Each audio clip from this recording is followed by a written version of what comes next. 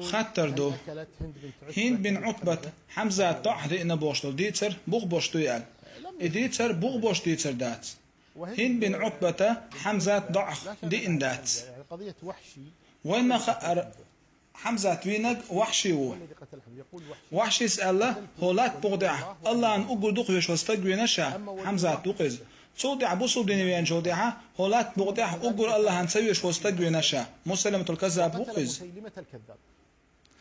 وحشي سأله شادوك دو شوق حمزة توين والقاه الله دال شيد عدا قرية مسلمة الكذاب ويرت وين ما خأر وحشي مسلمة الكذاب فينا واما وحشي فلم ترسله هند وحشي حمزة توي وغيتنق هند خليات وغيتنق جبير من مطعم خلوه انه حمزة رضي الله قتل مطعم بن عدي حمزة سا مطعم بن عدي وين خلاه جبير بن مطعم هو سيد غزوة البدر نقع يعني هو الذي يملكه وكان جبير من مطعم شي زمان شوح إيل خلوه أو وحشي تندول عليه خلوه إن قتلت حمزة جبير بن مطعم سأله وحشي نقع سن حمزة تويح شاح مارش وتروال فدخلت المعركة تو زمان شوحة وحشي بوصل خلاوات لا أريد إلا حمزة لأكون حرا فقتل سلطحة أحد تميحها وحشيس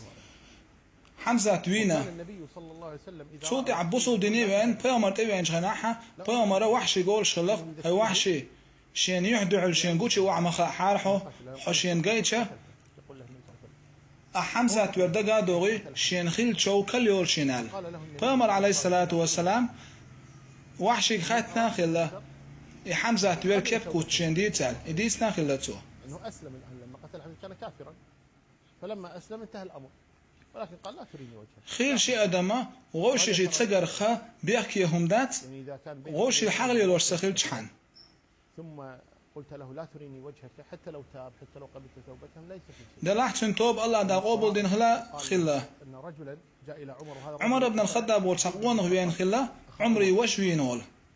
ايش بصوب دين باخت لحال خل دوي زيد قتل في حروب الردة رضي الله عنه عمر سقون شن خاتن خلا شي وش وير كيف كوت ديت حار حشينال وتقون شو عمري نديس ناخلا شاتن وش مو وينا عمر سقون شن قالق حشي يعدع المحيز حار فقال له عمر شن يعدع المقايد حار حوي حقيتشه احشي وش وير دقا دوغي شين خل شو كل يول شينال سقون شو عمري خاتنق هاي عمر هل ستظلمني حون شات سوي زروه دنيا نح اخر تح شريط قنا تعقدتو يريوش هما دويال قال لا عمر سالق دير دات دنيا نال شدقن سوي حال تقون شو علق تاق شا زودش نيشحن قباش سيترق شينال هذا بالنسبه لي هند بن عتبة وحشي دحد بوشلو ديتر بغداد وحشي حمزة في وقت نج هند خلايات